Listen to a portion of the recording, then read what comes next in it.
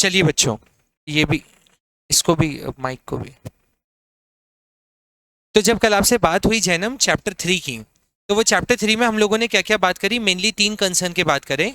जब एंजल मैंने 3 चैप्टर्स बच्चों को पढ़ा दिए, तो पहला चैप्टर पावनी मैंने ये पढ़ाया कि 47 में तो हम लोग इंडिपेंडेंट हुए थे। पावनी मैंने इस चैप्टर को प्रॉब्लम वाला चैप्टर बोला। कौन सा चैप्टर बेटा? प्रॉब्लम। कल एब्सेंट हो गया शायद ना। सेकेंड वाला जो मैंने चैप्टर आपको पढ़ाया वीर, वो पढ़ाया सॉल्यूशन वाला चैप्टर। हमने कोशिश करी, लेकिन मीत क्योंकि आप रेगुलर हैं और आप जान भी पा रहे हैं, ये 40 साल हमने कोशिश तो बड़ी करी, बट वो कोशिश नाकामयाब रही, हम उससे कामयाब नहीं हो पाए। तीसरे चैप्टर की आपसे जब बात करी और आज करेंगे और आज इसको खत्म भी करेंगे और न्यू चैप्टर भी शुरू करेंगे, तो वो है 1991। जसप्रीत कौन सा चैप्टर बेटा? 1991 न्यू इकोनॉमिक पॉलिसी। कौन सा चैप्टर? न्यू इकोनॉमिक पॉलिसी की बात करी। हमने इसमें 3 ही कंसर्न की बात करी, एल पी और जी। एल पी और जी। एल से क्या हो गया? लिबरलाइजेशन। एल से क्या हो गया? लिबरलाइजेशन। नहीं, एल से क्या हुआ? लिबरलाइजेशन। पी से क्या हो गया? प्राइवेटाइजेशन। और जी से क्या हो गया? ग्लोबलाइजेशन।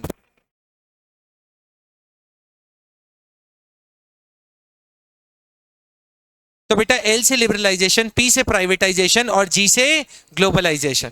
नाम ही आर्यन, आर्यन पटेल, नाम ही सजेस्ट करता है लिबरलाइजेशन मतलब चीजें लिबरल कर देना, चीजें लिबरल। लिबरल मतलब फ्री कर देना।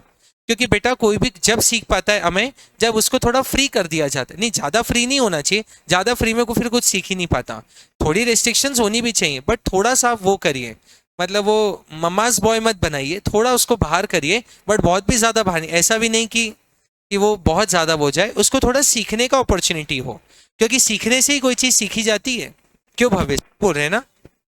उसके बाद बेटा पी से प्राइवेटाइजेशन, हमने प्राइवेटाइज करा क्योंकि जैनम ऐसा बोला गया कि जो गवर्नमेंट है उनके हाथ में हमने सारी चीजें दे दी थी। और वरुण, जब पता है गवर्नमेंट के साथ सारी चीजें आ जाती हैं, या गवर्नमेंट ने कोई भी बेटा, जब एक के पास बहुत सारी पावर आ जाती है, तो ऑब्वियस सी बात है ज्यादा चांसेस है कि वो पावर को क्या करता है? मिसयूज। गवर्नमेंट को भी हमने 40 साल पावर दी। प्रकेत कौन से 40 साल? 50 से 90। सही बोला, 50 से 90, 40 साल। ओम हमने कितने साल दी? 40 साल। ठीक है, आज मैंने एक ट्रिक भी बनाई है जिसकी ट्रिक का नाम भी ओम ही है, अपन सीखेंगे अभी प्राइवेटाइजेशन में। फिर बेटा मैंने प्राइवेटाइजेशन करा। क्या करा बेटा? प्राइवेटाइजेशन। प्राइवेटाइजेशन तो प्राइवेटाइज कर दिया, क्योंकि पता है प्राइवेट क्या करता है? बड़ा दिल से काम करता है, क्योंकि उसको पता है मैंने अगर काम ढंग से नहीं किया तो मुझे रिप्लेस करने के लिए देयर आर मेनी ऑप्शंस, बहुत सारे ऑप्शंस हैं। बोलो यस। जैसे सफाई कर्मी रखा है, अगर वो ठीक से नहीं कर पा रहा है तो आपके पास ऑप्शन है कि आप उससे क्या कर देंगे? उसको रिप्लेस कर। लेकिन गवर्नमेंट में ऐसा कोई ऑप्शन नहीं, गवर्नमेंट में ऐसा कोई ऑप्शन नहीं है। इसके बाद बेटा हमने तीसरा करा, which is G stand for globalisation. G stand for globalisation. हमने चीजों को ग्लोबलाइज करा, क्योंकि अथर्व नियति का ये खेल है कि किसी को कोई चीज बहुत अच्छा दिया है, किसी को कोई चीज। जैसे मैं हमेशा एग्जाम्पल देता हूँ, सपोज मैं आपको पढ़ा अच्छे देता हूँ, इंटेलेक्चुअली हम लोग यशराज बहुत अच्छे से बातें करते हैं। अच्छा आप लेट हैं बेटा, नीचे खड़े होने के बाद भी। और मैं नाम भूल गया, आप एक बार और बताएं। हाँ, आदर्श। आदर्श ने तो नीचे देख ही लिया था। आत्मिक भी आज लेट है थोड़ा, रुद्राक्ष भी लेट है।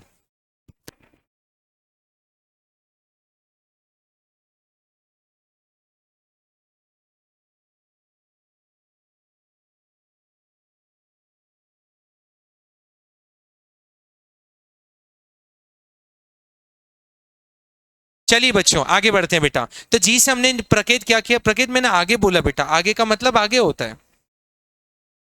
आगे बेटा, आप तो बीच में आए, अभी आगे आइए बेटा। वैभव थोड़ा सा बेटा शिफ्ट होइए। प्रकेत आगे बेटा।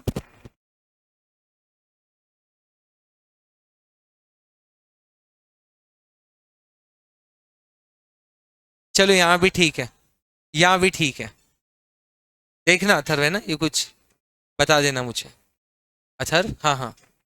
चलिए, प्रकृति खैर यहाँ तो नहीं करेगा। चलिए, तो बेटा जी से हमने ग्लोबलाइज करा, क्योंकि मे भी हम इंडिया में नेचुरल रिसोर्सेज बहुत अच्छे हैं, तो हम लोग वहां पे क्या कर सकते हैं? टेक्नोलॉजी से शेयर। मतलब बेटा दिस इज एक बहुत अच्छा, हम अब एक मीटिंग हुए थे, तो मतलब हम अभी ऐसे मीटिंग हुए थे, तो वहाँ पे बहुत अच्छा एक शब्द बोला। मैं हर एक जगह से सीखने का कोशिश करता हूँ। This time is not for the competition, this is for the collaboration. ये समय compete करने का नहीं है, कोलैब करने का है। जैसे वी और आई, वोडाफोन और आइडिया, थे एक समय पे कॉम्पिटिटर, वोडाफोन अपना था, आदित्य बिरला ग्रुप का आइडिया था, बट आज क्या है साथ में। So this time is not for competition, this is for collaboration. अगर आप compete करेंगे तो आप आपस में ही एक दूसरे को हार और जीत करेंगे, बट कोलैब करेंगे तो आप बहुत अच्छा काम कर पाएंगे। क्योंकि मुझे लगता है एंटरप्रेन्योरशिप में आप सबने एक चीज बहुत अच्छी सीखी होगी, विच is called synergy effect. Synergy, 1+1=11। क्या बोलते हैं बेटा? मतलब मैं समझा नहीं, कितने समय तक कोलैब होंगे वो पार्टी अपने आप से डिसाइड करे, लॉ और नियम ने ऐसा कुछ नहीं बोला। जब तक कई लोग लाइफ टाइम भी करते हैं, कई लोग कुछ समय के लिए करते हैं। हाँ हाँ बेटा, वो इसका एक पार्ट है बेटा, मर्ज होना। एक्चुअली क्या है, ये 5-6 हैं। फिर आप पूछेंगे अमलगमेशन में क्या है, अमलगमेशन, मर्जर, कंसोलिडेशन। बेटा इनमें बहुत माइन्यूट माइन्यूट डिफरेंस है, मैं एक उस पर ही लूंगा, बट ये उसी का पार्ट है। कोलैब करना मतलब आप साथ में काम कर रहे हैं। अब साथ में कैसे काम कर सकता है, अलग अलग उसके वे हैं। Collab is the wholesome word, collaboration. लेकिन ऐसा भी किया जा सकता है, जैसे कि एग्जाम्पल देता हूँ, हमें आज भी ध्यान है, मैं विनय सर ने हमें सीएस में पढ़ाया था, अमलगमेशन, मर्जर, इसकी अकाउंटिंग होती है। कई बार ऐसा भी होता है बेटा, A+B=AB होता है। जैसे V और I क्या हो गया, V और I का एग्जाम्पल हुआ, A+B=AB भी होता है बेटा, A+B=B भी होता है, और A+B लास्ट और सुन लीजिए, A+B=C भी होता है। दोनों का नाम हट गया, दोनों कंपनी का, और एक नया नाम लेकर आ गए। तो बेटा जैसा कंपनी डिसाइड करे, कई बार स्मॉल कंपनी होती है तो बोलते हैं हम बड़ी कंपनी, तेरा नाम खत्म, हमारा नाम होगा, हमने तुझे capture. This is again called take over. इसको टेक ओवर कहते हैं कि इस कंपनी ने इस पर टेक ओवर कर लिया। A+B=A, बी का एग्जिस्टेंस ही नहीं है, बी खत्म कर दी, बी को अपन ने क्या कर दिया। एक और होता है, एक और भी समय समय नियति खेल खेलती है, एक reverse take over, reverse merger भी होता है। मतलब स्मॉल कंपनी जब बड़ी कंपनी को ले लेते हैं। तो ऐसे बहुत सारे कॉन्सेप्ट हैं, ये आपको आगे बताएंगे, आज इस पे नहीं देते, बट जब भी आप बोलेंगे मैं सेशन इस पे ले लूंगा। तो बेटा इस पे मैंने बात कर ली, लिबरलाइजेशन ही इस चैप्टर में सबसे कांति सबसे बड़ा है। लिबरलाइजेशन में 5 रिफॉर्म्स थे। किससे रिफॉर्म थे बेटा? 5। रिफॉर्म का मतलब होता है चेंजेस। रिफॉर्म का मतलब क्या होता है? चेंजेस। वर्ड बना है रीफॉर्म, जो फॉर्म हुआ, लेकिन री मतलब अगेन। अरे बोलो, मूवीज में रीमेक होता है ना, रीमेक, मैं सही बोल रहा हूँ ना? इस मूवी की रीमेक बना है, ऑलरेडी बन चुकी है, बट उसको वापस से बना रहे हैं। री का मतलब वो वर्ड होता है वापस। अपने 3R तो है ही, यशराज को तो आता ही होगा, 3R तो है ही।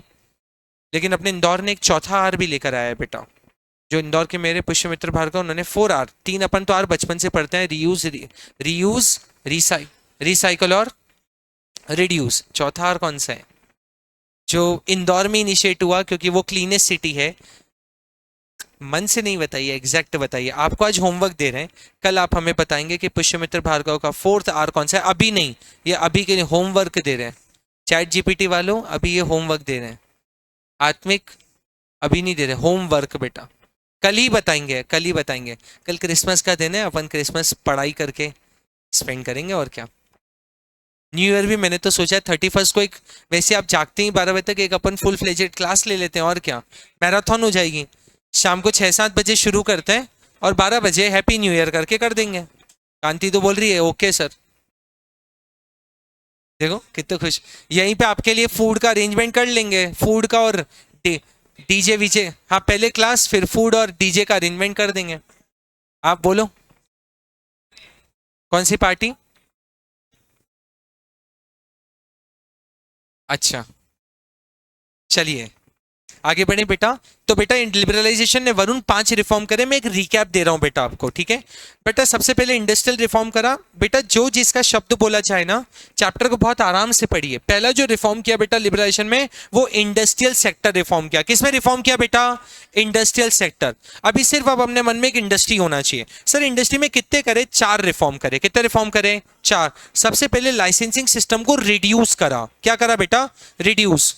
बेटा 5 ऐसी चीजें थी, मैं उनका नाम यहाँ पे लेना चाहूंगा, कल मैंने खैर लिखा नहीं, बट 5 ऐसी चीजें थी जिसपे बेटा आज भी लाइसेंस लगता है। द फर्स्ट, मैं इसको वो बोल देता हूँ वोकल से, distillation and brewing of alcoholic drinks. उस पर उस समय भी लगता था और आज भी, क्योंकि आर्यन मैंने बताया था सैड पे लाइसेंस लगता था। किस पे लाइसेंस लगता था? सैड। एस का मतलब था सेटअप, एस का मतलब क्या था?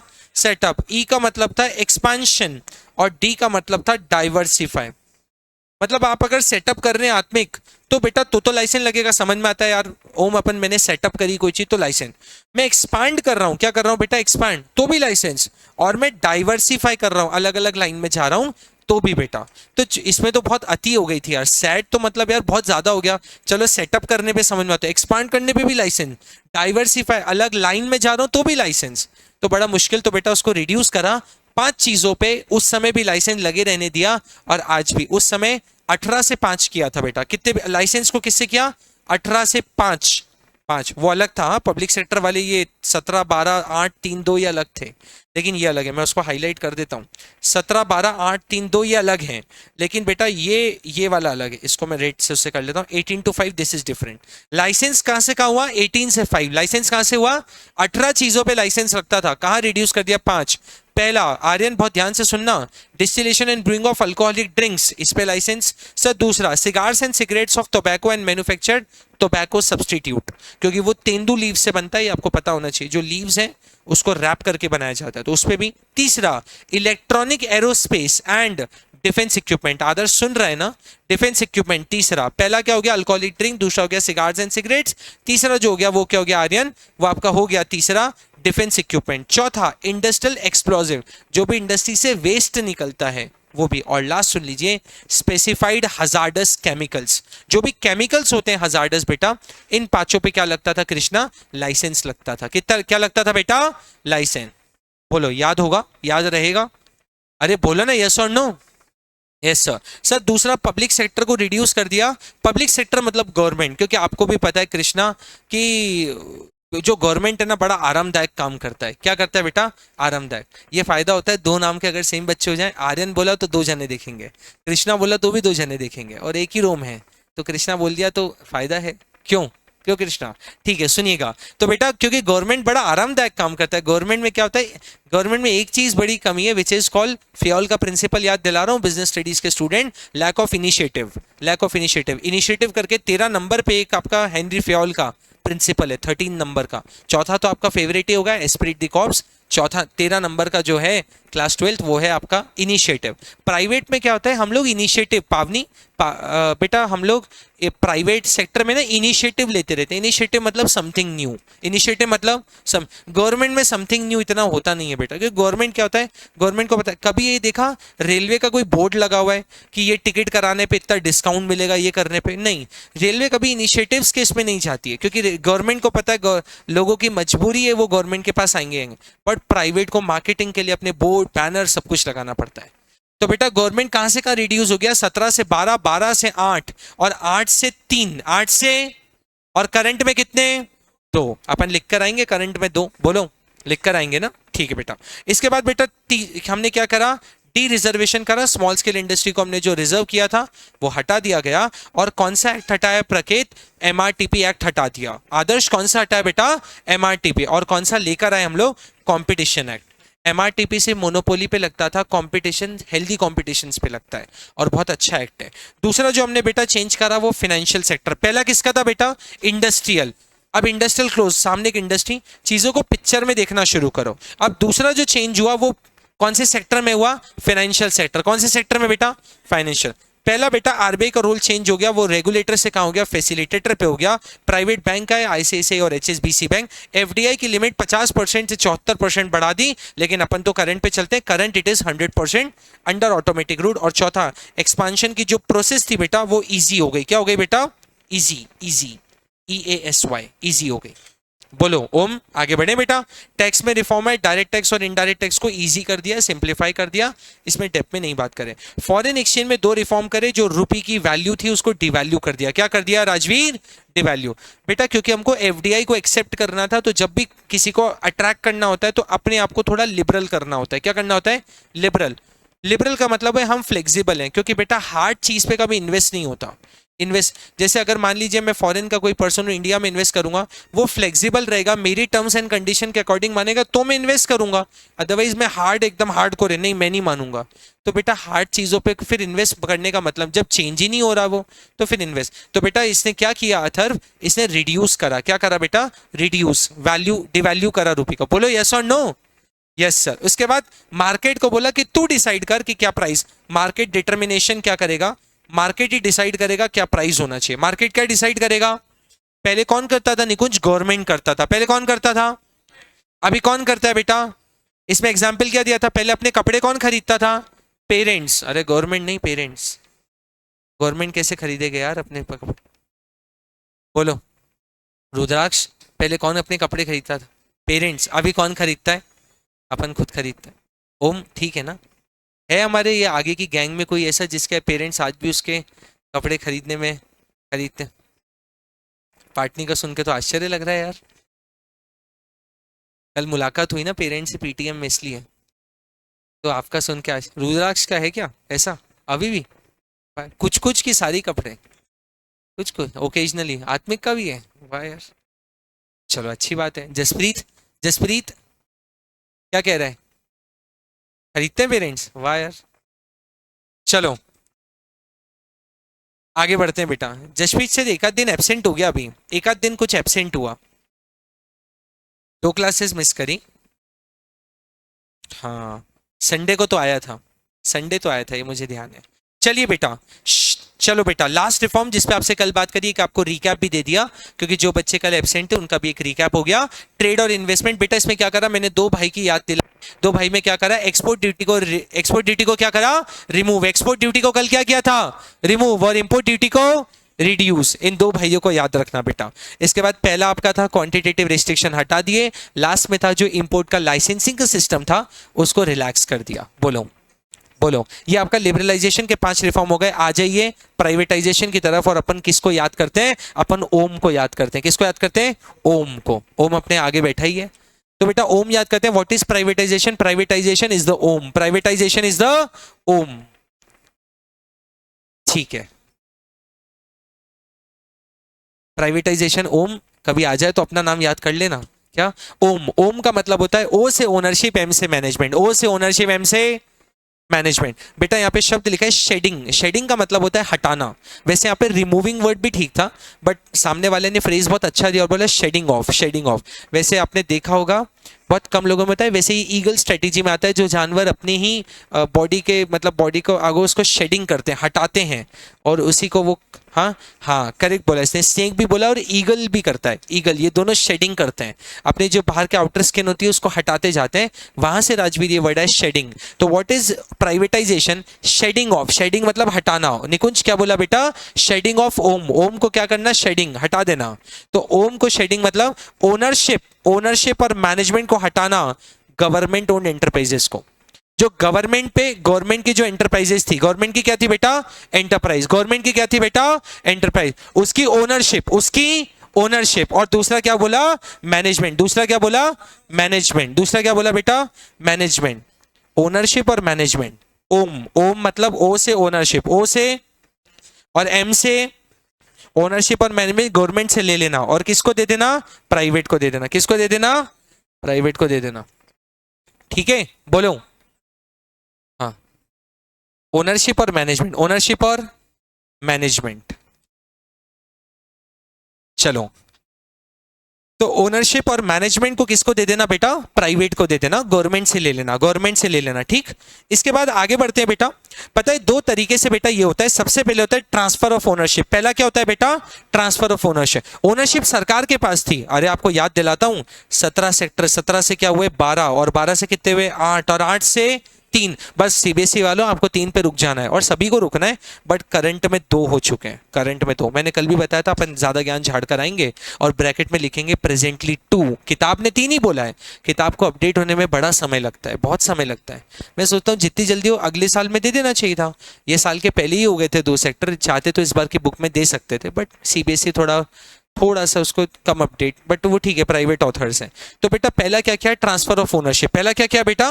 Transfer of ownership. ओनरशिप सरकार के पास थी, सरकार ने बोला क्या? सरकार ने क्या दी होगी? खुद ही डिसाइड करा। सरकार को दोगे तो कभी जीवन में उद्धार नहीं कर पाओगे। बोलो यस और नो। तो क्या करती? ट्रांसफर। गवर्नमेंट से किसको दे दी? प्राइवेट को। गवर्नमेंट से किसको दे दी? और दूसरा बेटा सबसे important term is called disinvestment. क्या होता है बेटा? Dish investment. जो इन्वेस्टमेंट अपने पास था, मतलब सरकार के पास था, सरकार ने उसको क्या कह दिया? बेच दिया। क्या कर दिया बेटा? बेच दिया। बेच दिया। सर किसको बेच दिया बेटा? वापस सेलिंग, पीएसयू के शेयर्स को selling of. PSU selling of. पता है आपको, पहले जो ऑटोमोबाइल बोल रहे हैं, पहले जो बेटा टेलीकॉम था ना, टेलीकॉम सिम जो आप बात करते हैं बेटा, वो बेटा ये 17 सेक्टर में एक वो भी था, 17 सेक्टर में एक वो भी था बेटा, मतलब सरकार के पास था और उसका नाम था VSNL। क्या नाम था बेटा? VSNL। It's not BSNL, it's earlier, it's in the initial phase, it is VSNL, Vidyut Sanchar Nagar limited. later it become, now it is BSNL, Bharat Sanchar Nagar limited. पहले विद्युत था, वो बाद में भारत संचार। अब तो बिल्कुल ऐसा हो गया निकुंज की बस बेचने के कगार पर है BSNL। वो तो सरकार है तो उसको चला रहे हैं। अब जब हम लोग 6G की तैयारी कर रहे हैं, वैसे 6G है प्रोबेबली शायद 2030 में, 2030 में कि 28 में, मैं ईयर मिस कर रहा हूँ। हाँ 30 है ना, मैं करेक्ट बोल रहा हूँ, मैं स्टडी करता रहता हूँ। तो 30 में 6G की तैयारी है। अब जाके BSNL ने अपना 4G लॉन्च करा है। When we are done with the 5G, अभी उसने 4G लॉन्च करा है। तो वो मैंने बोला ना, एक ही जना बढ़ पाएगा आगे के समय में, जिसके पास है द आर्ट ऑफ इनिशिएटिव, जो नया नया कुछ करना चाह रहा है वही बढ़ पाएगा। ठीक है ना ओम, AI के ज़माने में अपन वही आगे बढ़ पाएगा जो आगे लर्निंग कर रहा है। चलिए सर आगे और बात करते हैं। तो इसमें बेटा प्राइवेटाइजेशन कांति हमने दो तरीके से करा। पहला जो करा कीर्तन, पुष्पेंद्र बहुत ध्यान सुनना, प्राइवेटाइज करने का मतलब सरकार ने किसको दे दिया सारा भार? प्राइवेट को। किसको दे दिया? दो तरीके से, transfer of ownership, transfer of, इसमें याद कर लीजिएगा टोम। किसको याद कर लीजिएगा? टोम। ओम के आगे टी लगा दो, बोलो ओम के आगे क्या लगा दें? टी। ऊपर क्या याद करा? ओम। ऊपर क्या याद करा? ओम। उधर याद करा? टोम। ओम का भाई टोम। ट्रांसफर ऑफ ओनरशिप नहीं तो टी, अरे यार मैं तो वो ओनरशिप में एम पे आ गया, सॉरी। ये टोम कैसे बनेगा यार? टी डबल ओ होगा यार। ओनरशिप नहीं यार, ownership management, ownership and management कर सकते हैं अपन, ओनरशिप एंड मैनेजमेंट तो फिर बन जाएगा ओनरशिप एंड मैनेजमेंट, तो टोम बन जाएगा। TOM, TO और M, टोम। तो ओम का भाई कौन हो गया बेटा? टोम। अरे बोलो ना। हाँ ठीक है, आगे बढ़े बेटा। दूसरा कैसे किया बेटा? डिसइन्वेस्टमेंट। कैसे किया बेटा? डिसइन्वेस्टमेंट। पावनी समझ में आ रहा है बेटा? इसके बाद बेटा ग्लोबलाइजेशन पे बढ़ते हैं। किस पे बढ़ते हैं बेटा? ग्लोबलाइज। मैंने लिबरलाइजेशन का रिकैप दे दिया, मैंने प्राइवेटाइजेशन बताया। प्राइवेटाइजेशन में आपसे ओम की बात करी। किसकी बात करी? ओम। शेडिंग ऑफ ओनरशिप एंड बोलते ही नहीं हो, एनर्जी नहीं, शाम की 5:30 हो रही है और अपने एनर्जी नहीं है। Shedding of ownership and management, उसको दो तरीके से करा, ट्रांसफर ऑफ ओनरशिप एंड, और दूसरा क्या करा प्रकेट? डिसइन्वेस्टमेंट। क्या करा बेटा?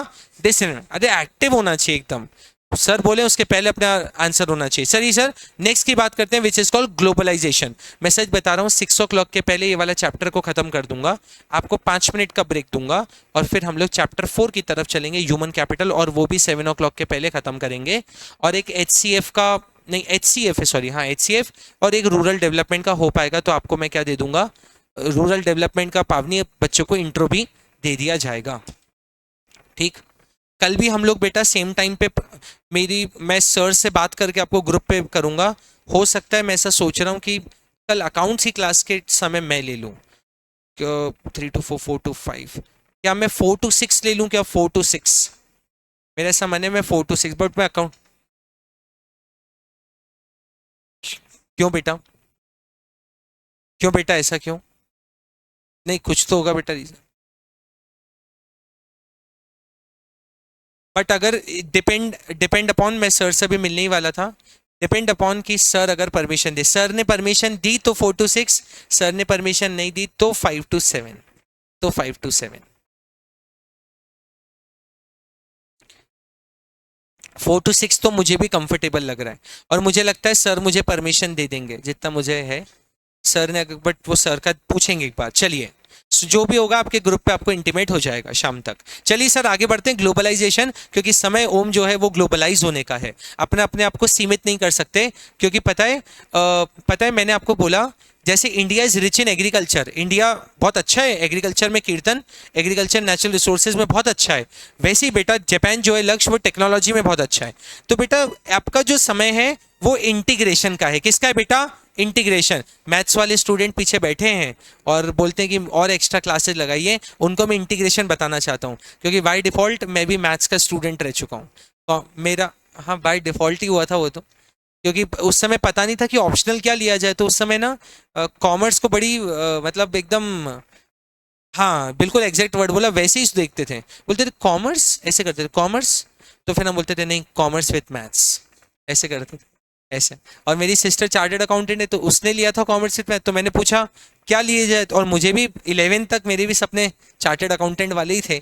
तो मैंने बोला कि क्या ले लूँ मैं सब्जेक्ट दीदी ऑप्शनल, तो उसने कहा मैंने तो मैथ्स लिया, मैथ्स काम आता है आगे फर्स्ट लेवल पे काम आता है, और अभी भी है QALR, जिसको आप सब बहुत अच्छा तो नहीं बेटा, फिर चार्टर्ड अकाउंटेंट का किया, फिर कंपनी सेक्रेटरी कर लिया। 12th के बाद फिर वो CS कन्वर्ट, क्योंकि 12th में आते आते अपना थ्योरी बहुत अच्छा बन गया, और BS में तो फिर स्कूल टॉप किया था। तो फिर वहां से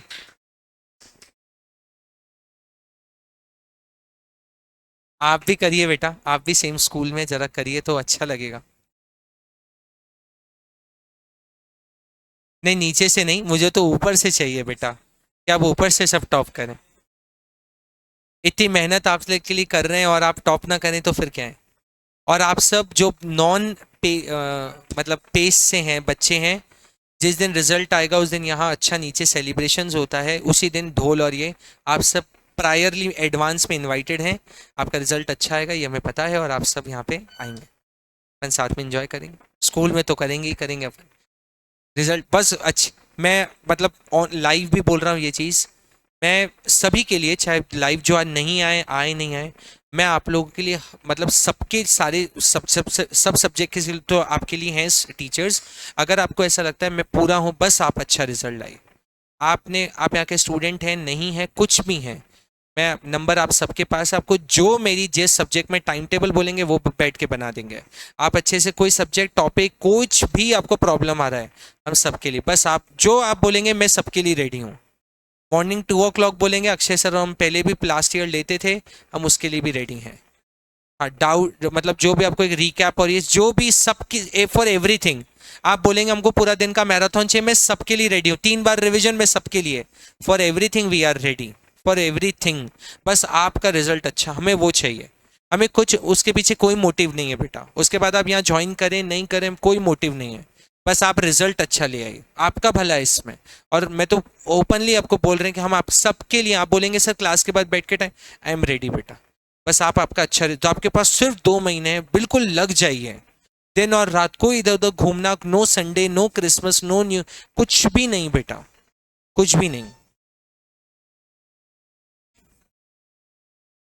ठीक है, तो मैं सबके लिए रेडी हूँ, आपके लिए मैं ओपन एंड पे बिल्कुल बोल रहा हूँ, लाइव बोल रहा हूँ, मैं सबके लिए, बस आपको जो मेरी हेल्प लगती है आप बिल्कुल ओपनली फेयरली बड़ा भाई समझ के आप हेल्प लें, ये मत सोचें, मैं सबके लिए हूँ, क्योंकि इस समय पे बोर्ड के मुझे पता है इस समय कोई ऐसा एक सपोर्टिव हैंड चाहिए होता है, ऐसा लगता है बोर्ड है क्योंकि बहुत बड़ा एक पड़ाव है, आपको जो चाहिए मैं ऑलवेज रेडी हूँ। आप सिर्फ एक मैसेज कर दीजिए, कई बार क्लासेस का आप कॉल कर दीजिए, 2 बार 3 बार कर दीजिए, बार बार करिए, कोई परेशानी नहीं है। ठीक, बट कोशिश करिए वो 9 o'clock के पहले हो, 9 o'clock, और उधर से फिर 5 o'clock के बाद हो, मॉर्निंग 5 o'clock के बाद, और टिल नाइट 9 o'clock, ये कोशिश ऐसा करें। चलेगा, चले, तो मैं रिप्लाई कर दूंगा 11 11 साढ़े 11 तक। डाउट है सब्जेक्ट में, कोई भी स्ट्रैटेजी बनानी है, कैसे एग्जाम क्लियर करना है, कोई टॉपिक में डाउट आ रहा है, मैं सबके लिए रेडी हूँ। आगे बढ़ते हैं बेटा, ठीक है, चलिए एक बार अपना लास्ट में मुझे याद दिलाइएगा, जो आपके यूट्यूब वाले मैं उनको नंबर भी लास्ट में लिख दूंगा, अगर किसके पास नहीं है वो नोट कर ले, और मेरी पूरी जहाँ हेल्प आपको लगता है बेटा लीजिए, बस आपका रिजल्ट मुझे अच्छा चाहिए।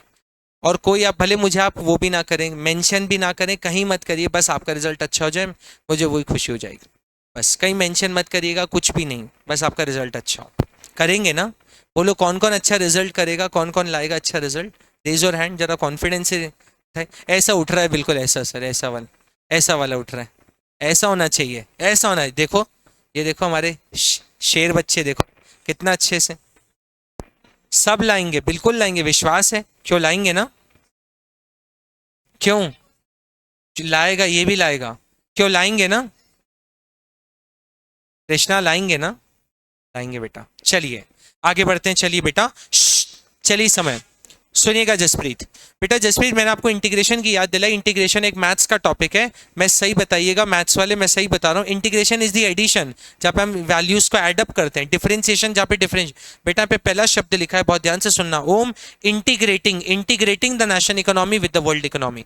जब आप आपकी नेशनल इकोनॉमी को वर्ल्ड इकोनॉमी से इंटीग्रेट कर देते हैं, मैंने बोला this time is not for the competition, this is for collaboration. आज आप देखते हैं मोदी जी क्यों अभी पुतिन आया, और ये क्यों बेटा, ये सारी चीजें बेटा एक कोलैबोरेशन के लिए हैं। जो आपकी इकोनॉमी में बहुत अच्छा है वो आप हमसे शेयर करें, जो हमारी इकोनॉमी में अच्छा है वो आपसे। आपको पता है क्यों ये एमएनसीज यहाँ पर आ रही है इंडिया में, क्यों एडिडास, नाइकी ये सब क्यों आ रहे हैं? उनके पास बेटा सब कुछ अच्छा है, रिसोर्सेज, उनके पास मेन पॉपुलेशन नहीं है। रिसोर्सेज अच्छा है, टेक्नोलॉजी अच्छी, प्रोडक्ट बहुत अच्छा है, लेकिन बेटा बेचने के लिए ग्राहक भी तो चाहिए। तो ग्राहक उनको सबसे हाईएस्ट पॉपुलेटेड कंट्री इंडिया में मिलती है, इंडिया क्योंकि नंबर 1 है पॉपुलेशन। तो यहाँ उनको लगता है यहाँ उस चीज़ की डिमांड होगी और लोग ले रहे हैं कि नहीं ले रहे हैं, फॉरेन ब्रांड्स यहाँ पे आ ही रहे हैं।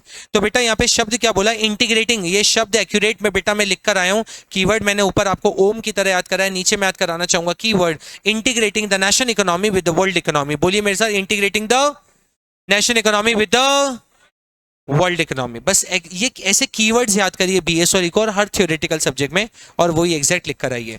बेटा कैसे करेंगे? थ्रू रिमूवल ऑफ बैरियर, जो भी आपने बैरियर लगाए उस बैरियर को हटा दीजिए। मतलब जो आपने गेट बंद करे थे ना इकोनॉमी के, जिसको आपने क्लोज इकोनॉमी बोला था, प्रकेत क्या बोला था बेटा? Close economy. सीधे बैठो। Through the removal of barrier on international trade and capital movement, बोलो याद रहेगा। तो बेटा यहाँ पे आपका खत्म होता है एलपीजी। क्या खत्म होता है बेटा? एलपीजी। आप कुछ छोटे कॉन्सेप्ट वाइज हैं, कई बार बेटा ये देखा गया है कि ये शॉर्ट नोट्स में आते हैं जो अब मैं बताने वाला हूँ। कई बार ये आपको 4 मार्क में भी आ जाता है, 6 मार्क में तो नहीं आएगा, बट ये जो आप कॉन्सेप्ट बताने वाला हूँ बेटा, ये तीन या 4 नंबर में ऐसे आएगा, क्योंकि 1 नंबर, 3 नंबर, 4 नंबर और 6 नंबर, यही आपका पैटर्न रहता है, ठीक है। और क्योंकि बेटा ये इंडियन इकोनॉमी, मैंने पहले भी बोला था, अगर इकोनॉमिक्स में बहुत अच्छा करना है पहले इंडियन इकोनॉमी को टारगेट करना है बेटा, क्योंकि वो थोड़ा इजी है, वो थोड़ा थ्योरेटिकल है। एक बार याद कर लिया ग्लोबलाइजेशन, कृष्णा अपन ने एक बार याद कर लिया, integrating the national economy with the world, बस हो गया अपना ग्लोबलाइजेशन। इसमें ज्यादा कोई लॉजिक नहीं है बेटा। तो अपने को किसको टारगेट करके चलना है? Indian economy. किसको टारगेट करना है? Indian economy. फिर अपन कहाँ बढ़ेंगे बेटा? मैक्रो की तरफ। मैक्रो तो वैसे कर लिया, पहले मैक्रो उठाया था। नेक्स्ट कॉन्सेप्ट की बात करता हूं बेटा, आउटसोर्सिंग। किसकी बात करता हूं बेटा? आउटसोर्सिंग का मतलब होता है जो आपके नॉन कोर एरियाज हैं। आर्यन कौन से एरियाज बेटा?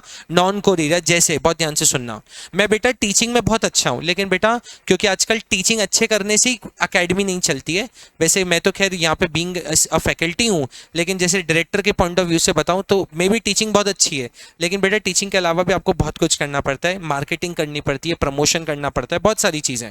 तो बेटा मैंने मेरा जो नॉन कोर वाला काम है, नॉन कोर मतलब जिसमें मुझे ज्यादा, मैं जिसमें एक्सपर्ट नहीं हूं, वो किसी थर्ड पार्टी को असाइन कर दिया, इट इज कॉल्ड आउटसोर्सिंग। आपने यहाँ पे देखा होगा क्लीनिंग करने के लिए जो भैया है वो एक ब्लू कलर की टी शर्ट में आते हैं, तो अगर जो क्लीनिंग वाला है जिसको आप बोलते हैं पूरा, वो पूरा एक पर्सन को क्या कर दिया? आउटसोर्स कर दिया है। वो ही सारा अपना एम्प्लॉय लाता है, स्टाफ लाता है, क्लीनिंग करता है, हम लोग सिर्फ उसको पे करते हैं। जैसे ऋषभ पहले जब फंक्शंस होते थे ना राजवीर घर में, तो बेटा घर के लोग ही सारा अरेंजमेंट करते थे। एक का टेंट का ड्यूटी होता था, एक का खाना भी घर में ही सब मिलके अच्छे बड़े बड़े बर्तनों में बना लेते। बट अब इतना समय लोगों के पास बचा नहीं, तो लोगों ने क्या किया बेटा, अब एक पर्सन को अपॉइंट किया जिसको बोल दिया इवेंट मैनेजर। क्या बोल दिया बेटा? Event manager. इवेंट मैनेजमेंट अपन ने दिया था वो इंदौरी इवेंट वाले को दिया था ना। हाँ, देखो बच्चों के चेहरे पे ऐसी खुशी आ जाती है कि एकदम, तो इंदौरी इवेंट वाले को अपन ने अभी क्या दे दिया पूरा। मैंने उसको बोला तू बस पैसे बोल, तो उसने बोला कि सर आपका जो घर का फंक्शन है मैं 10 लाख रुपीस दूंगा। मैं उसको 10 लाख देता हूँ। अब बेटा प्रिंटिंग कराने का काम, इनवाइट करने का काम, वीडियो बनाने का काम, डेकोरेशन का काम, टेंट का काम, सब कुछ वो पर्सन करेगा, सब कुछ वो पर्सन। मतलब मुझे अपने फंक्शन में ऐसे जाना है जैसे मैं एक मेहमान हूं, मतलब मुझे ज्यादा लुकआउट नहीं करना। This thing is called outsourcing. This is what? Outsource. वरना बेटा मैं इंडिविजुअल कितने मैटर्स में करूंगा, ये खाना ठीक नहीं बना, ये डेकोरेशन ठीक नहीं हुआ, इसको इन्वाइट नहीं किया, तो बेटा एक पर्सन को दे दिया जाता है, क्योंकि अब टाइम भी की भी कमी है ना। पहले ऐसा होता था सब काम आप खुद करते थे। तो नॉन कोर एरियाज को, ताकि बेटा आर्यन ये क्यों होता है बहुत ध्यान से सुनना, और जरूरी भी है बेटा। मैं पहले ऐसा सोचता था कि सब काम खुद से, बट जब आपको बहुत ज्यादा, जैसे अब आपको मैं बताता हूँ, तो जैसे हम लोग, ये आपको मैं नहीं, ये तो मैंने ईसी पे लाया, जैसे आपकी बुक बताई थी मैक्रो की, तो ये मैंने सिर्फ उसको कंटेंट दिया है बेटा।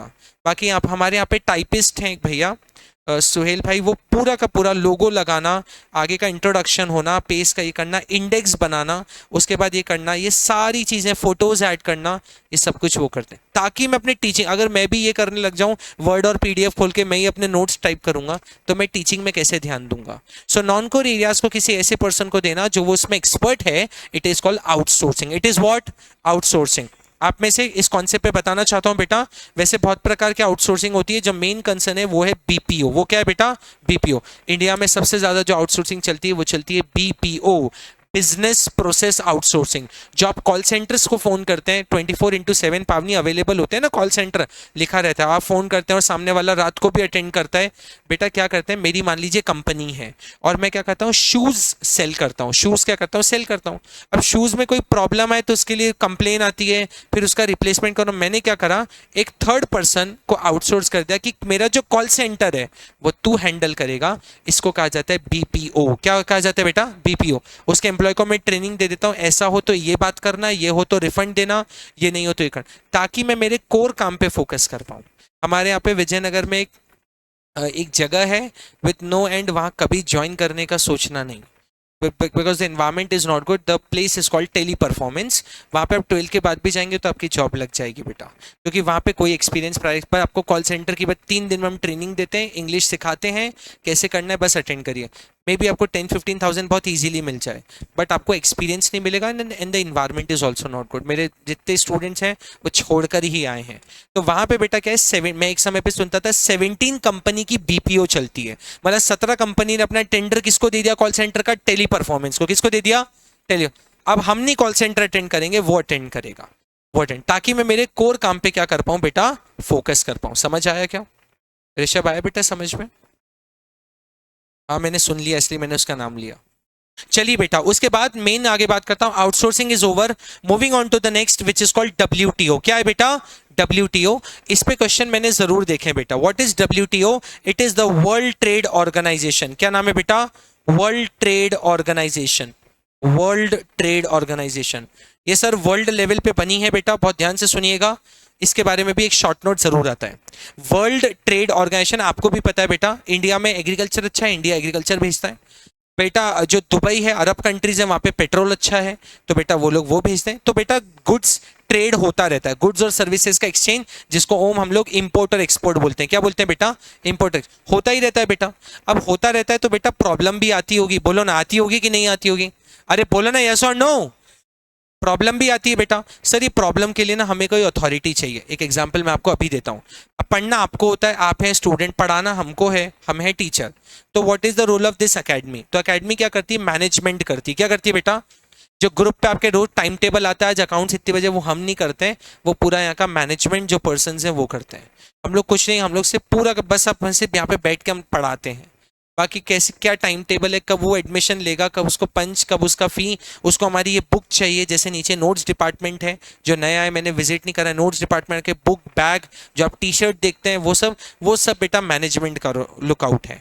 तो बेटा क्या होता है, इंपोर्ट और एक्सपोर्ट मान लीजिए चाइना और इंडिया कर रहे हैं, तो बेटा इनके बीच में अगर कोई प्रॉब्लम हुई तो बेटा बार बार इनको झगड़ना, तो एक ऑर्गेनाइजेशन को बेटा ला दिया गया जिसका नाम है डब्ल्यूटीओ। का क्या ला दिया गया बेटा? डब्ल्यूटीओ। नया साल की डेट कौन सी होती है? नए साल की डेट क्या होती है? बोलो ना, नए साल कब बोलते हैं अपन कि नया साल आज लग गया? बोलो कब बोलते हैं? तो ये कब आई डब्ल्यूटीओ बेटा? 1 जनवरी को। नाम करना आसान। सर कौन से ईयर में? 1995। 1995 बोलो, सर के बॉर्न होने के तीन साल पहले। अरे ईयर बोल रहे हैं बेटा, ईयर। ईयर मेरा 98 में बॉर्न है, 3 years बिफोर, 3 साल पहले।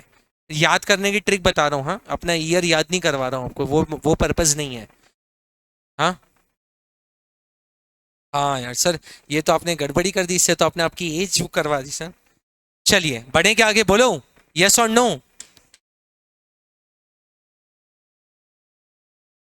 नहीं नहीं, वो तो अब कृष्णा, कृष्णा पहले लाइन में यार।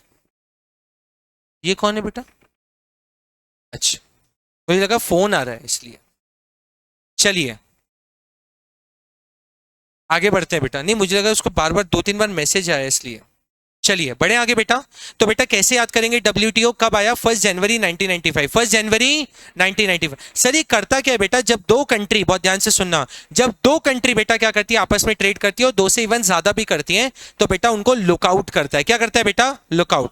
लेकिन बेटा लुकआउट उसको किया जाता है, जैसे एक एग्जांपल मैंने अभी आप लोग को बोला, और जो यूट्यूब पे देख रहे हैं मैंने उनके लिए बोला, बहुत ध्यान से सुनना, मैंने उनके लिए बोला कि मैं अवेलेबल हूं। लेकिन बेटा इस साल प्रोबेबिलिटी ऐसी, पिछले साल 12 लाख लोगों ने या 10 या 12 लाख लोगों ने 12 बोर्ड 10 और 12 बोर्ड दी थी, इस बार प्रोबेबिलिटी 15 लाख की है। तो मैंने 15 लाख लोगों के लिए तो नहीं बोला बेटा, मैंने बोला जो मेरे से कनेक्टेड, और कांटेक्ट भी वही करेंगे जो मुझे कनेक्टेड है।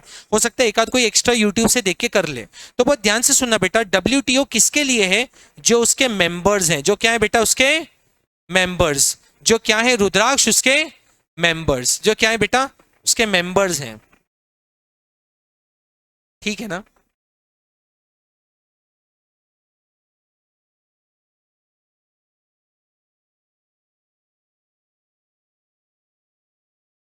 अथर्व, जो उसके मेंबर्स हैं वो उन्हीं को ध्यान रखेगा, बोलो यस और नो।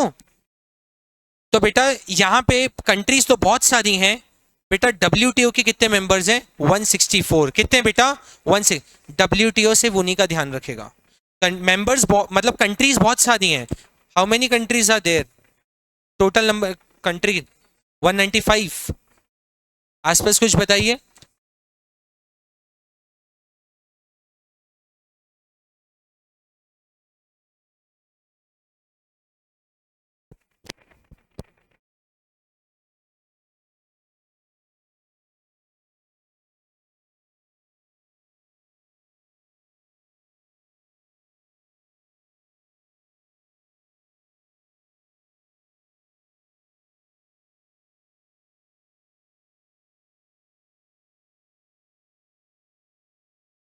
चलिए बढ़े आगे बेटा, अरे बोलो ना यस और नो। तो सर ने किसके लिए बोला कि सर ऑलवेज रेडी अवेलेबल है, जो सर से कनेक्टेड है।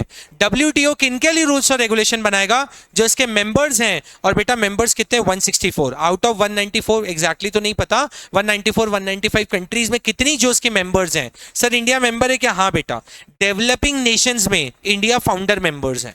बेटा आपको भी पता है 3 टाइप की कंट्रीज होती हैं, अंडर डेवलप्ड, डेवलपिंग और डेवलप्ड। तो जो डेवलपिंग कंट्रीज थी ना, उसमें पहला जिसने लिया वो नाम किसने लिया, इंडिया ने। So India is the founder member. Mainly WTO क्या करता है बेटा, डब्ल्यूटीओ मेनली क्या करता है कृष्णा बेटा, जो उसके कंट्रीज जो मेंबर है उनके लिए कॉमन रूल्स और रेगुलेशन बनाता है। मान लीजिए चाइना इंडिया सब मेंबर है बेटा, उनके लिए क्या बना दिया, रूल्स और रेगुलेशन कॉमन। आप करेंगे तो भी कॉमन, जैसे यहाँ पे आप क्लास में आ गए तो सभी के लिए रूल्स और रेगुलेशन सेम है ना, कि अलग अलग है, यस और नो, सेम है। तो बेटा जो उसका मेंबर रहेगा उसके लिए रूल्स और रेगुलेशन सेम है। अब प्रकेत ने क्वेश्चन पूछा, सर ये तो 1995 में आया, 1995 में आया सर, इसके पहले इंपोर्ट एक्सपोर्ट नहीं होता था, होता था बेटा। सर वो कौन संभालता था जब ये इसका हैप्पी बर्थडे, 1 जनवरी 1995 को आया। इस साल कितने साल कंप्लीट हो जाएंगे डब्ल्यूटीओ को, कितने साल का हो जाएगा डब्ल्यूटीओ, 30 साल का हो जाएगा डब्ल्यूटीओ, बोलो। तो बेटा इसके पहले क्या चलता था बेटा, इसके पहले जो चलता था वो चलता था गट। क्या चलता था बेटा, GATT, general agreement on trade and tariff, general agreement on trade and tariff, general agreement on. बेटा ये एग्रीमेंट बनाया था ट्रेड और टेरिफ, लेकिन बेटा इसमें इसमें कमी ये थी, इसमें लिमिटेशन ये था, ये सिर्फ गुड्स के लिए था। किसके लिए था बेटा, गुड्स के लिए। यशराज किसके लिए था, गुड्स के। सर्विसेज भी तो इंपोर्ट एक्सपोर्ट होती है ना बेटा, हम इंडिया से जापान से बुलवाते हैं टेक्नोलॉजी के लिए। तो बेटा हमको इसका हैप्पी बर्थडे पे इसको क्रॉस करना पड़ा, और 1 जनवरी हैप्पी बर्थडे किसका किया, डब्ल्यूटीओ का। किसका किया बेटा, बोलो ना यार यस और नो। बेटा इसके बाद इजी वाला पार्ट, डिमोनेटाइजेशन, नोटबंदी आप सब जानते हैं। लेकिन बेटा जो आप जानते हैं जरूरी नहीं है कि वो आप एग्जैक्ट लिख कर आए। जो आप जानते हैं हम सब जानते हैं 500,000 के नोट, लेकिन बेटा वोट देंगे, मैंने आपके लिए कीवर्ड्स पहले मेहनत करके पूरे लिखे हैं। सर ये क्या था, act of removing a currency of its status as legal tender. Sir कितना परसेंट करेंसी गई थी बेटा, 500,000, पता है सुनिएगा, 500 और 1000 के नोट हमारी टोटल करेंसी का कितना पार्ट थे, 86%। मतलब 86% टोटल करेंसी का किसमें था बेटा, 86% किसमें था बेटा, 500 और 1000 के नोट में था, बोलो।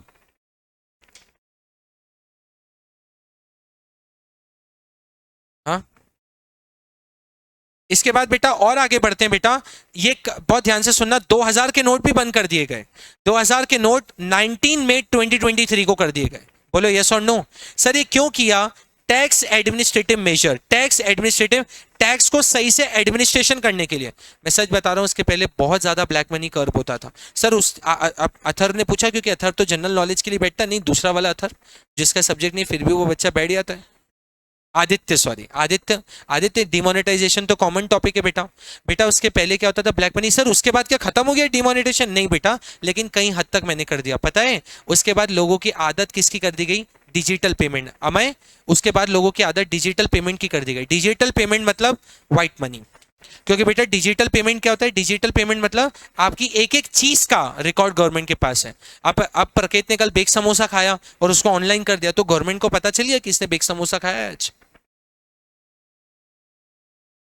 अब वो चाय पी कर आए, उन्होंने ऑनलाइन करके आए, तो उस गवर्नमेंट को पता चल गया कि वो चाय स्टॉल पे। हाँ, कैश का तो फिर रिकॉर्ड नहीं, लेकिन अगर ऑनलाइन करते हैं तो बेटा गवर्नमेंट को आपको कहां शिफ्ट करना था बेटा? कौन सी इकोनॉमी? लास्ट में मैंने लिखा है लेस कैश और कैश लाइट इकोनॉमी।